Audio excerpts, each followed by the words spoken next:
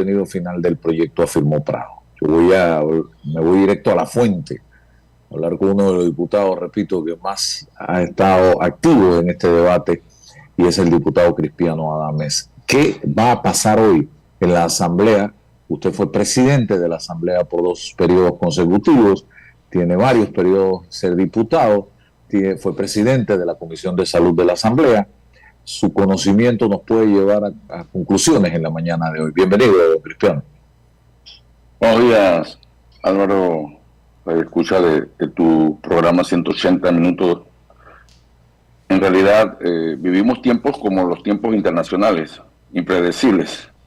Y también aquí lo acogemos con fuerza y con determinación, en el sentido de que la conducción no es exactamente la conducción planificada y típica. Estamos ante un evento atípico en donde existe una cantidad importante de modificaciones planteadas incluso el último día, antes de que nos retirásemos del carnaval, el día jueves pasado, en donde la bancada oficialista y otros sectores adicionales se suscriben y presentan alrededor de 90 nuevos artículos. Entonces, cuando eso acontece, en realidad nos preguntamos si la situación versa sobre un cuadro comparativo en este momento. Esto no es un cuadro comparativo, esto es la certeza de lo que significa el proceso de estructuración de una ley. Así es como cuando estábamos chicos y jugábamos guacho y cada uno tiraba el palo como quería. Entonces, estamos ante un evento no natural, inédito, absolutamente no planificado por nosotros. Puede ser que por ellos sí, en su teoría del caos. Y si se produjese una votación, sería como entrar a un cuarto lleno de luz y ponerse una venda para evitar ver. Así que consideramos que lo más conducente no es solamente conversar con los jefes de bancadas en el día de hoy. Lo más conducente sería hacer una detención de la discusión plenamente e iniciar un proceso de escrutinio de cada una de las propuestas presentadas, muchas de las cuales realmente rebasaron las consideraciones asumidas en consensos en el mismo primer debate. Y no es que la comisión no pueda presentar modificaciones adicionales, porque el artículo 133 del reglamento interno nos lo permite. No obstante, algún diputado por las redes lo discute. La situación es que lo ha presentado, como dice bien en el argot popular, Raimundo y todo inmundo, y seguro que sin mayor conocimiento que poner y estampar su firma.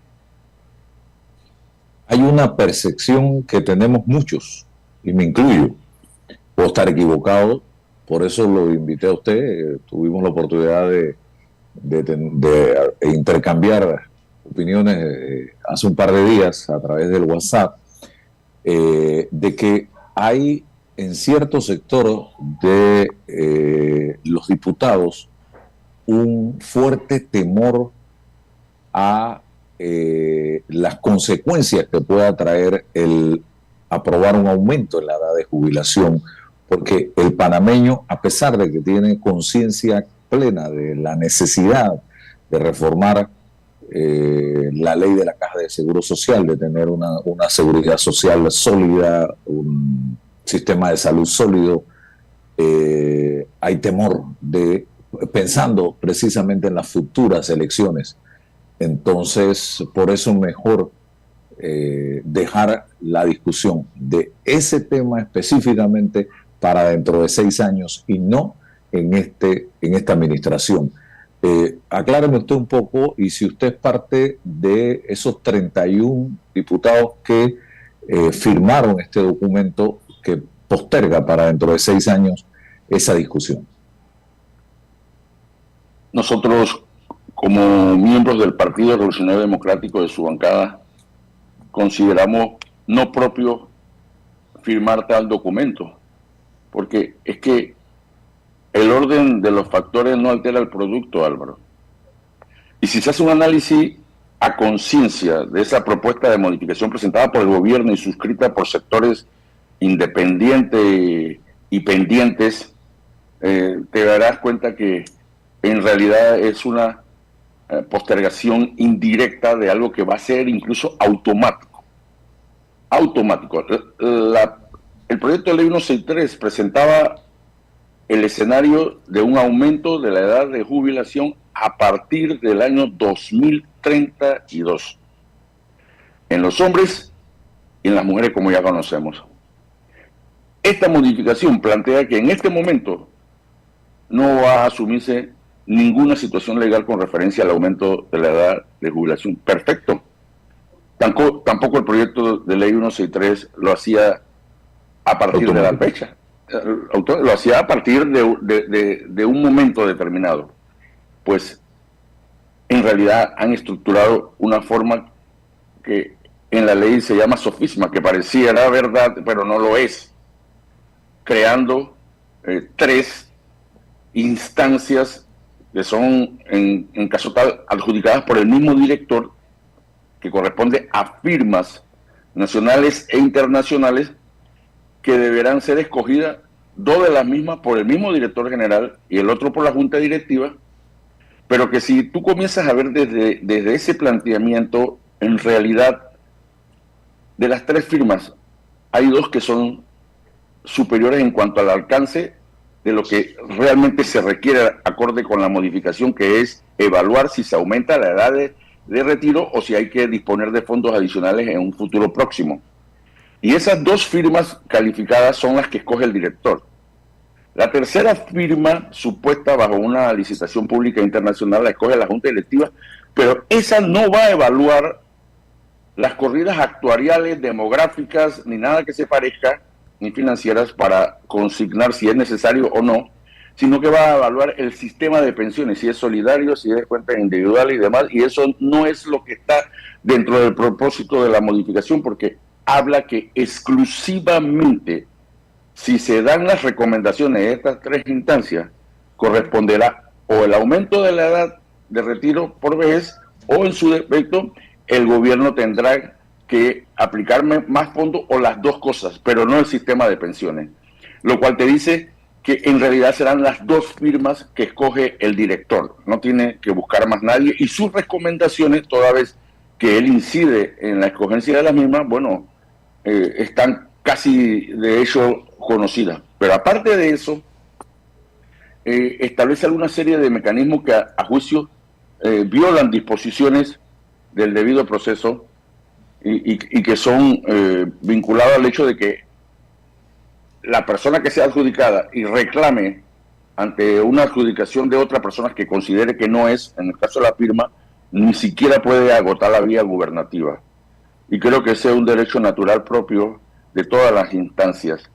Así que este artículo, que pareciera ser algo fantástico y fabuloso para el pueblo panameño, es un artificio, es un momento indirecto y también cobarde de la Asamblea Nacional de Diputados, porque es absolutamente fidedigno de que hoy, si nosotros tuviésemos que abrir la realidad técnica, demográfica, de los perfiles de expectativa de vida, de esperanza de vida, yo pudiera decirte, en efecto, pareciera ser sin duda alguna necesario el aumento de la edad de la jubilación comparativo con la edad de jubilación de otras realidades en Centroamérica. Pero no es el momento, Álvaro.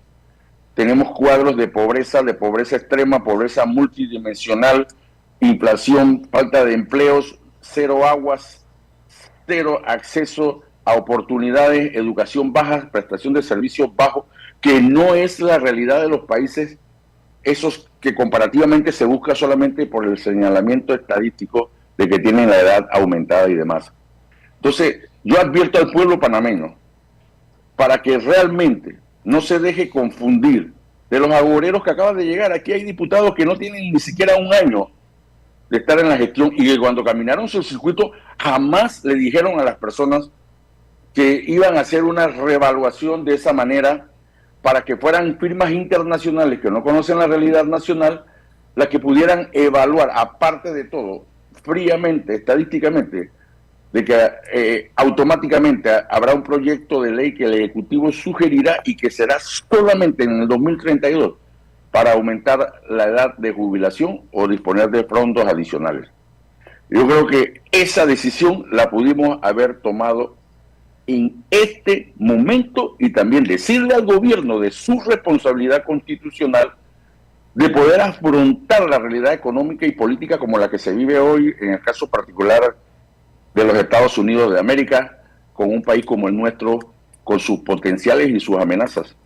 Entonces, doctor Adames, el término que voy a utilizar, usted me corregirá o no. Existe en cierto nivel de cobardía en un grupo de diputados de no tomar decisiones que muy bien la Constitución le permiten o le mandatan a la Asamblea Nacional de Diputados. Ustedes están para tomar decisiones, para accionar, para decidir. Ustedes no están allí para preguntarle al Ejecutivo qué hago o qué no hago, o para de una u otra manera arrinconarse. Si apruebo, en la calle me linchan. Si no lo hago como el Ejecutivo quiere, me la vetan. Ustedes están para tomar decisiones. Entonces hay ciertos diputados que están llenos de miedo, de cobardía. Yo diría que sí existe el temor de afrontar situaciones que pudiesen ser validadas ante las personas que pusieron los votos y que lo hicieron para supuestamente transformar realidades, pero también profundamente con contenido de desconocimiento. Nosotros hemos visto diputados que ni siquiera han intervenido en el Pleno, ni siquiera lo han hecho, firmar hojas de modificaciones como si estuvieran firmando recibos, como si estuvieran firmando un visto bueno, sin realmente adentrarse a algo que realmente significó un debate particular y que corresponde a una decisión suprema del pueblo panameño en el contexto de la protección social y su seguridad social. Entonces, esa combinación de temor y de desconocimiento, produce no solamente la imprecisión, sino decisiones que son que otorgan en el tiempo responsabilidades supremas.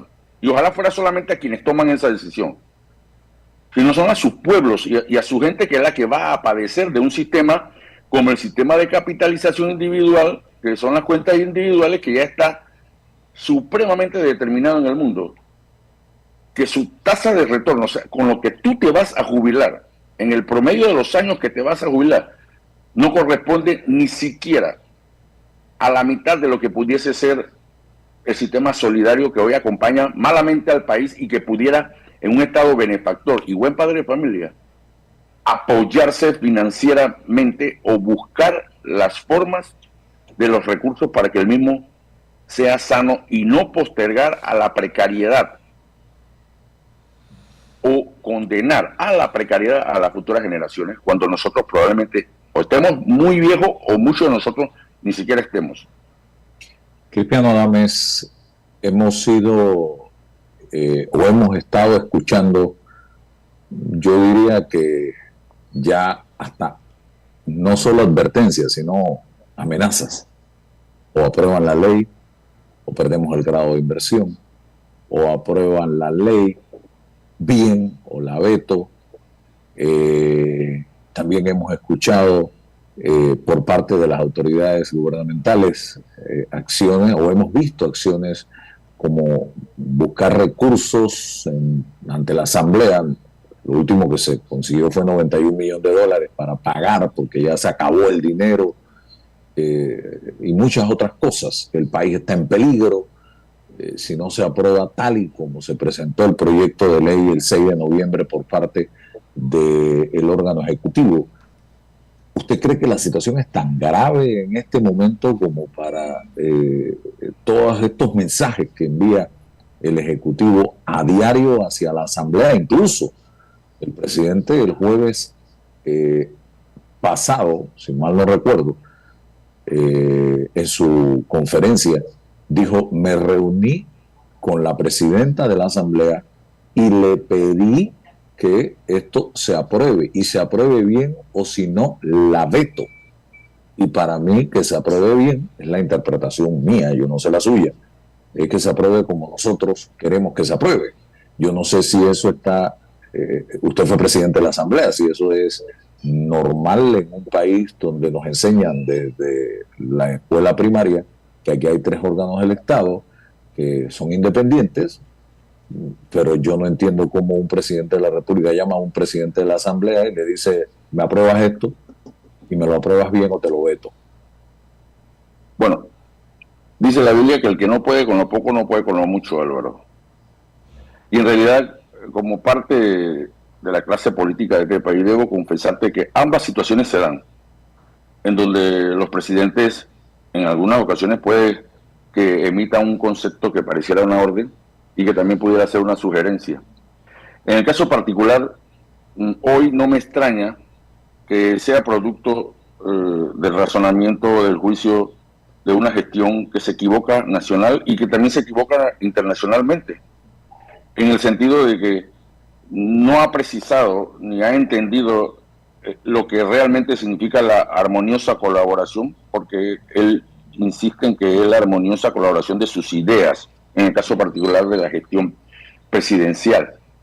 Y por eso que hoy el gobierno se aboca a que se presenten el jueves pasado casi 90 artículos que devuelven el texto original del proyecto 163 en más del 60% de esas modificaciones. Es como lo que tú acabas de decir. Yo lo apruebo, pero si es el mismo.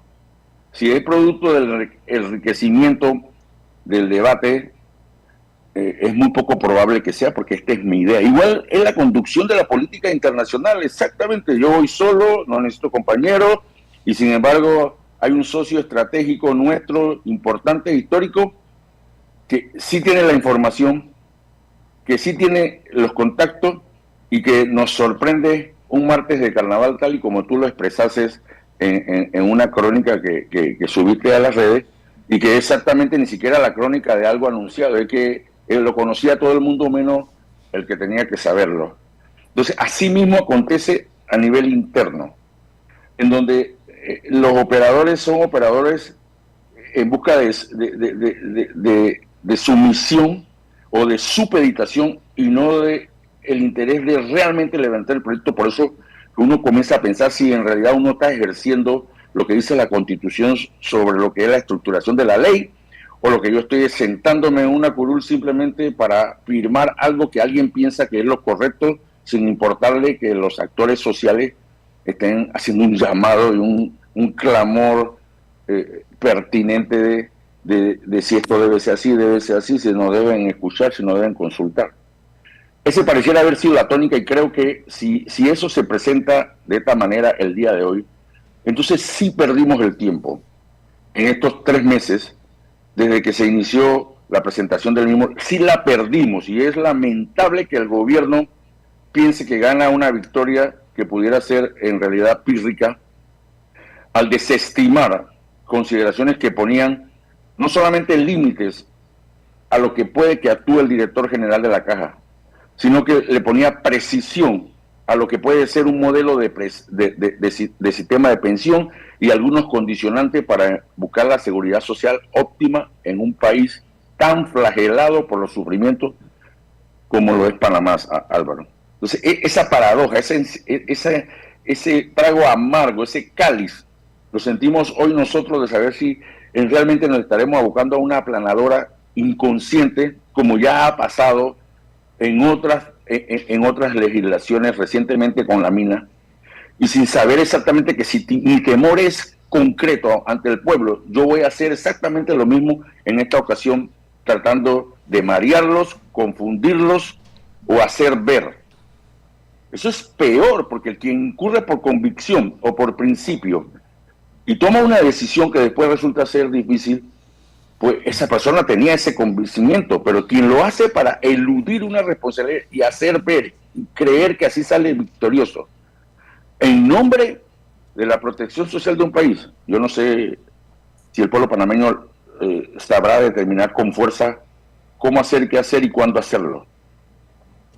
Hay 2 cosas que quiero plantearle. Esos grupos sociales, sindicatos, gremios y demás, están planteando como única opción regresar 100% al sistema solidario, que es el que tenemos los mayores de, creo que, 50 años. ¿Usted cree viable esa posibilidad de que volvamos al sistema solidario? ¿Se puede resistir sin un incremento en la edad de jubilación? Uno. Y segundo, también he escuchado de algunos beneficios que pudieran estar recibiendo diputados que apoyen al gobierno en en la aprobación de este proyecto de ley. ¿Usted ha escuchado algo al respecto en la Asamblea? Bueno, hemos escuchado de lado y de lado, Álvaro. Primero se manifestó o se expresó por diputados independientes, interesantemente, que caminaron su circuito, pero diciendo otra cosa, que el PRD no firmaba esa propuesta cosmética indirecta y cobarde del aumento automático en el 2032 porque exigía 5.000 puestos de empleo. Cuestión que el director general no ha podido certificar ante el Pleno de la Asamblea porque él sabe que no es cierto. Porque en una planilla de 37.000 con una institución que maneja 12.000 millones de balboas anuales, tiene 76 dependencias y 27 agencias, digo, hablar de un incremento de 5.000 ni siquiera suena infantil, suena irracional e ilógico, y que por eso nosotros no la firmamos. Pero sin embargo, cuando tú adviertes la pasarela que subieron a los medios de comunicación y a las plataformas, de todo el mundo vinculándose con algún tipo de propuestas, que es algo natural, pero si te das cuenta quiénes son los que dan vuelta y vuelta y vuelta en torno al escenario, son precisamente los que firmaron esa modificación.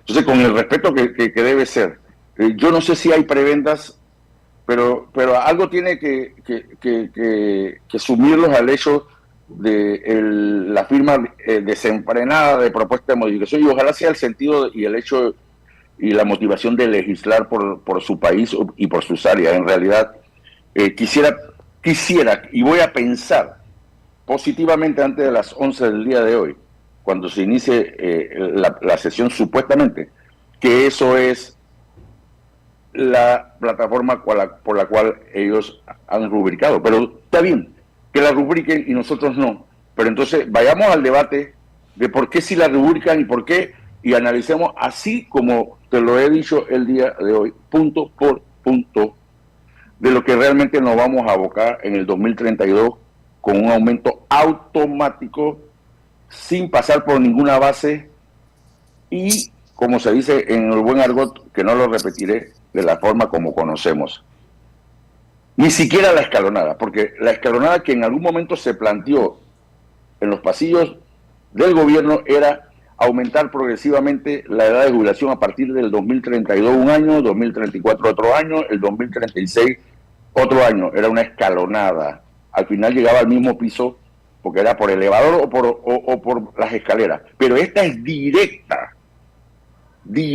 y sin base, sin frenos, sin condicionamiento, en donde firmas internacionales, dos de las cuales, que son las superiores, la escoge el director y es quien hace el pliego. Y yo creo que es matemática sencilla, pura, de kinder.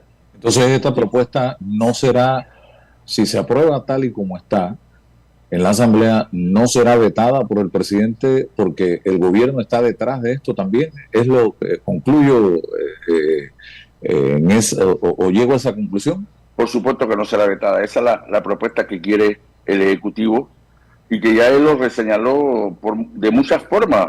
Digo que si sale de la forma del consenso o del debate correspondiente que no corresponde a sus ideas o la alineación de sus ideas, él la vetaría. Pero en esa manera no la veta porque quienes la firman son los prestantes del gobierno, los diputados del gobierno y su sumatoria de independientes y otros sectores que hoy refrendan supuestamente bajo una sabiduría de 8 meses para decirnos a nosotros que mantenemos un importante grado de debate, no solamente yo, muchos de los diputados, de que la luz, nada más que hay que prender el primer foco y los otros demás nos dará suficiente luz ese foco como para ver el interno de la habitación. Dentro de 6 años estamos en el año 2031. Ya será otra asamblea, será otro presidente. Ellos pueden ponerle simple y sencillamente un freno a esta decisión que se toma por la actual asamblea. ¿Es o no es así? Es así, podría hacerlo, pero si te das cuenta dentro del alcance de la ley o de la modificación, advierte que solamente es para la edad de retiro o fondos adicionales, pero no para el sistema de pensiones. Y por eso hago el llamado al pueblo panameño. Si hoy se instala de manera puntual el sistema de pensiones de cuentas individuales o supuesta capitalización solidaria, ese sistema no lo podrá cambiar la Asamblea Nacional del 2032, aunque sea nefasto. Y la experiencia internacional ya está dada.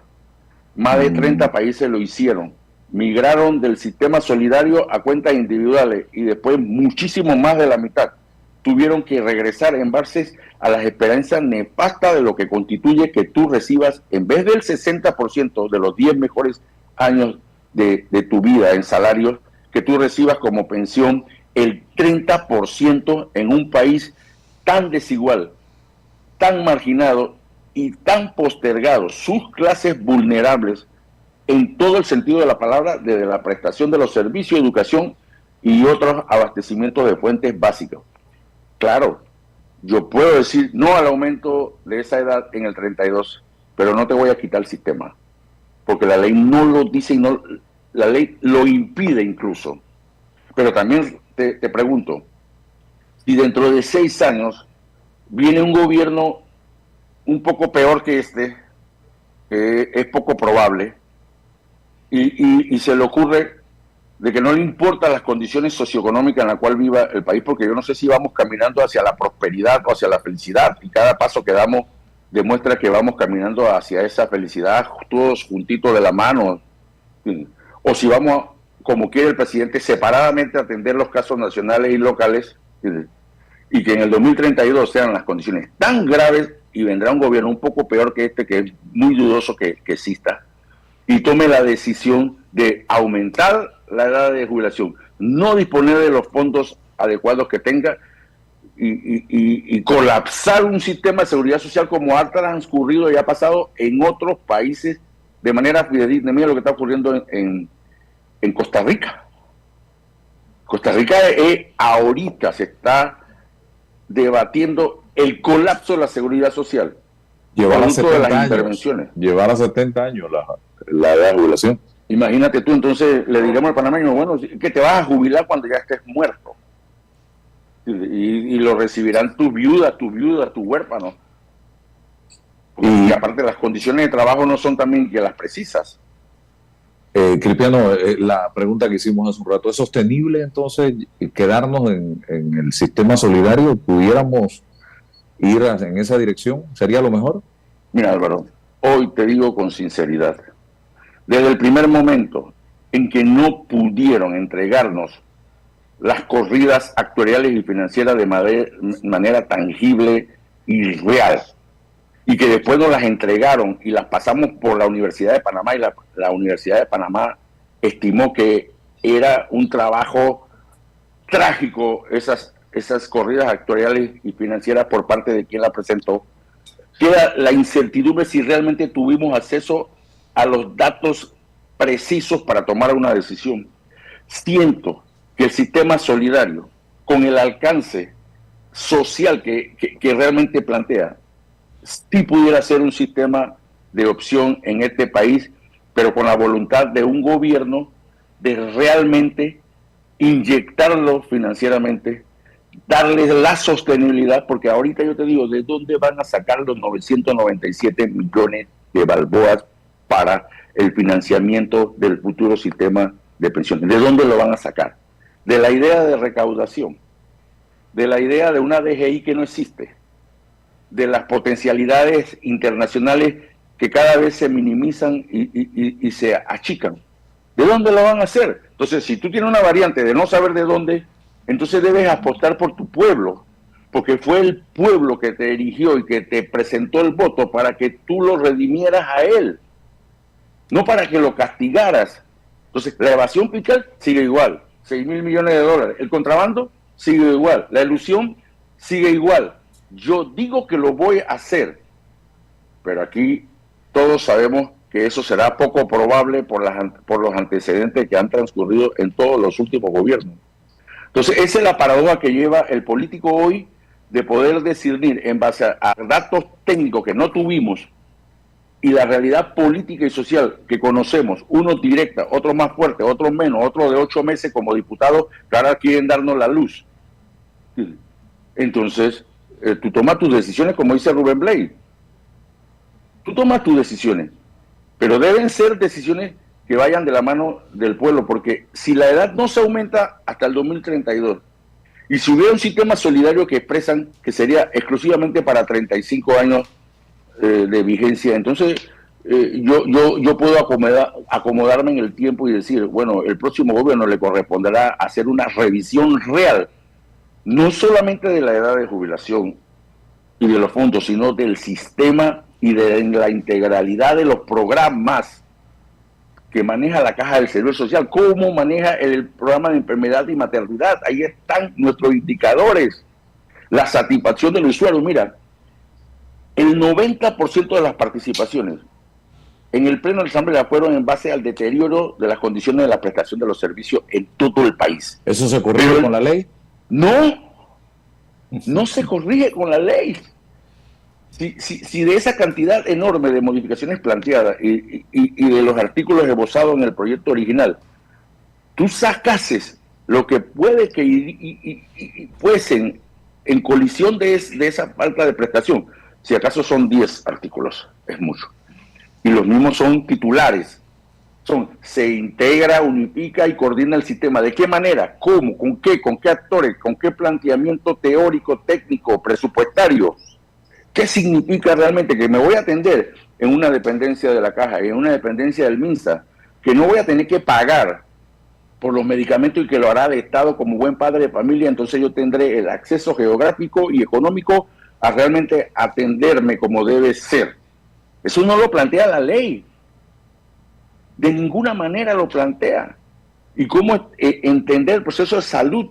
Que no solamente es la ausencia de la enfermedad, Álvaro, que es la ausencia de agua, que es la ausencia de calle, que es la ausencia de empleo, que es la ausencia de oportunidades. Eso no está en el proyecto de ley. Así que veremos en el 2032 exactamente el mismo sistema de prestación de los servicios, el mismo sistema de educación, las mismas calamidades económicas que sufren el 70% de los panameños, que son los que ganan menos de 1.000 balboas y están asegurados.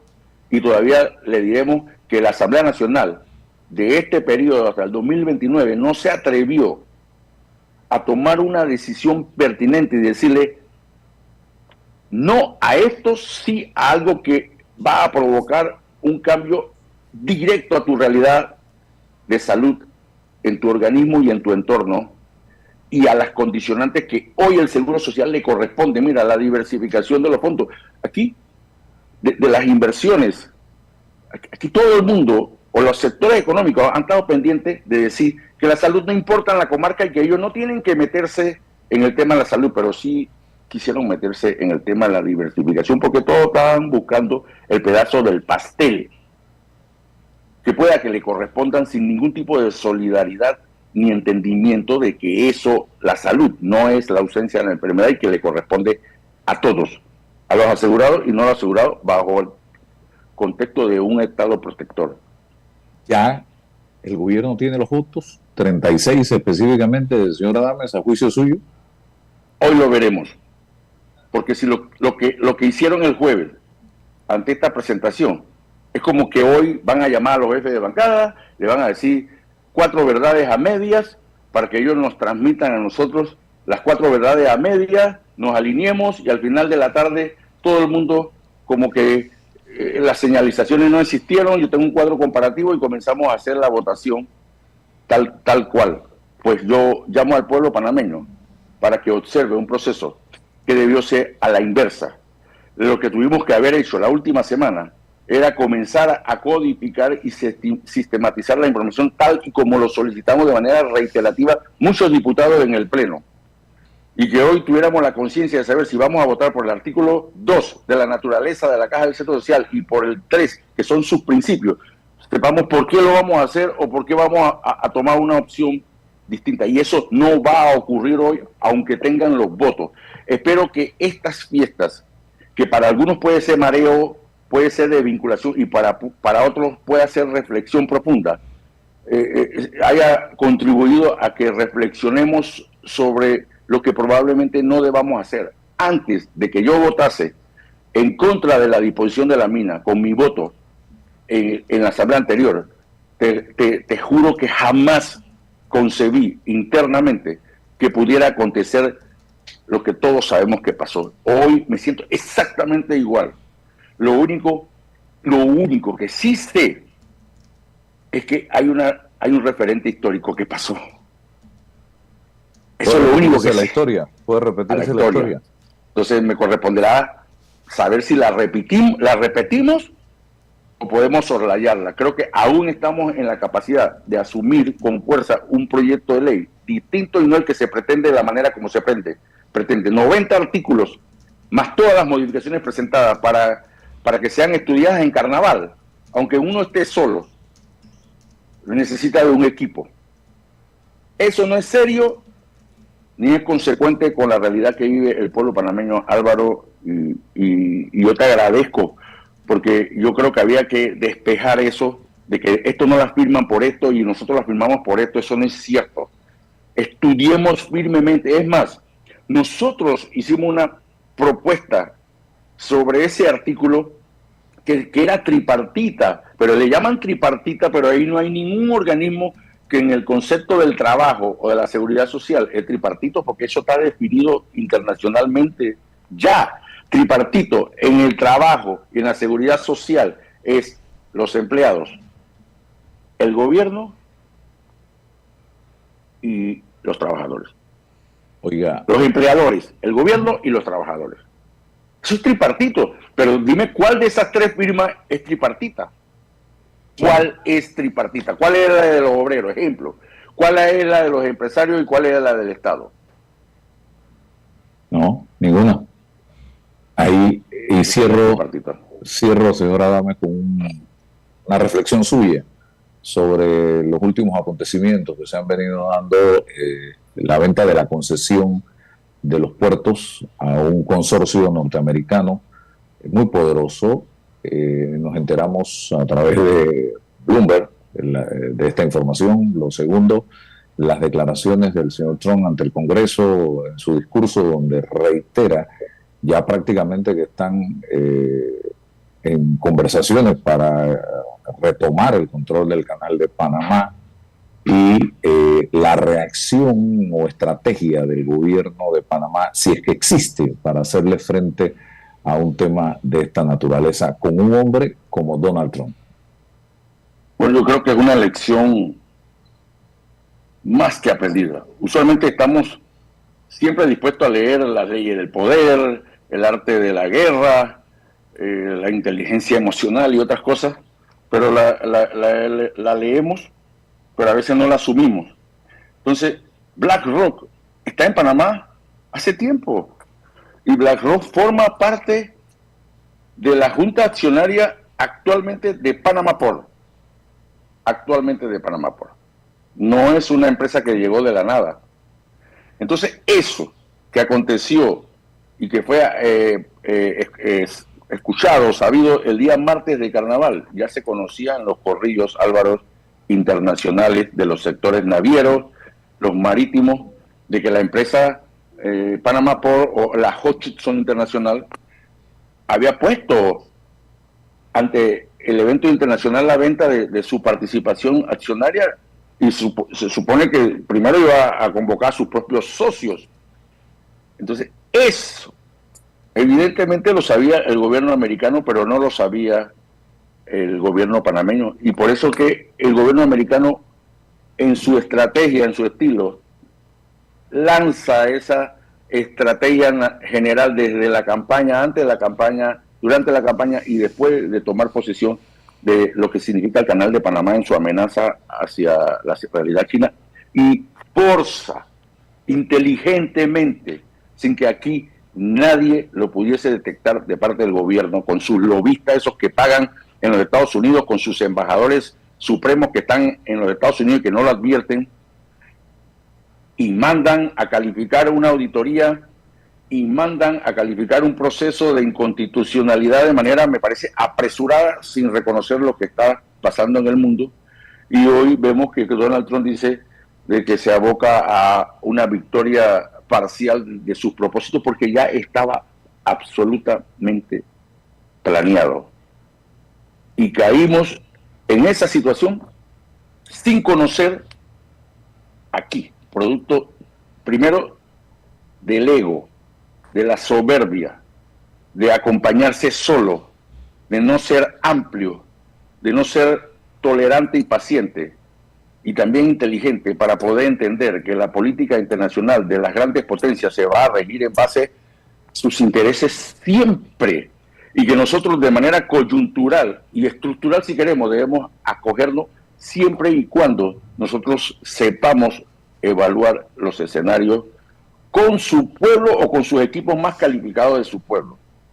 Así que eso acaba de pasar y por lo visto Trump seguirá en el intento de bajar sus tarifas para producir que los barcos americanos lleguen con menos precios y le den sus productos al pueblo panameño, al pueblo estadounidense a más bajos costos, y seguirá en otros propósitos como lo hace con Canadá, con México, con Groenlandia, con Ucrania, bajo el esquema de algo que la gente parece y dice, este tipo está loco, es ilógico. Esa forma ilógica de actuar tiene lógica, porque está planeada y está condicionada, y otros nos mereceremos caer o reconocer las amenazas de eso. Eso está así de sencillo. Y al final, hoy, MSC es muy probable que quede siendo la vanguardia del tráfico de contenedores en el Pacífico panameño, porque Maersk tiene contenedores, que es su competencia en Panama Port, y tiene en PCA. Y yo creo que hacia dónde va a tener los contenedores de MSC su disposición final. En Panama Port, igual va a pasar en Cristóbal con Evergreen. Evergreen, ¿para dónde? Que maneja hoy los contenedores de Maersk. ¿Para dónde irán los contenedores de Maersk? Van a ir para Cristóbal. Aquí lo que se está conformando es realmente un oligopolio de la misma empresa. No tiene que buscar más nadie. Y así serán las condiciones del mercado. El contrato es el mismo. Pues ahora la gran pregunta del siglo es si hay una situación de inconstitucionalidad, Álvaro, y de auditoría. Hasta aquí llegó, y si va después, ¿qué significará ahora decirle ni Dios quiera? Ojalá que no sea así, porque pudiera ser una causa de otro tipo de intervención, de que es inconstitucional a una empresa americana que es socia de Panama Port y que acaba de asumir la realidad accionaria, porque no es una cesión, ni tampoco es una transferencia de derechos. Es algo que el contrato hay que revisarlo para que nos demos cuenta qué es lo que realmente aconteció y qué hace el pueblo panameño ahora. ¿Es constitucional? ¿Tiene hallazgos? Producto del apresuramiento que trae cansancio y de la incapacidad de poder manejar esto con paciencia e inteligencia. Bueno, muchísimas gracias a Cristiano Adames, como siempre, muy gentil atendernos esta mañana.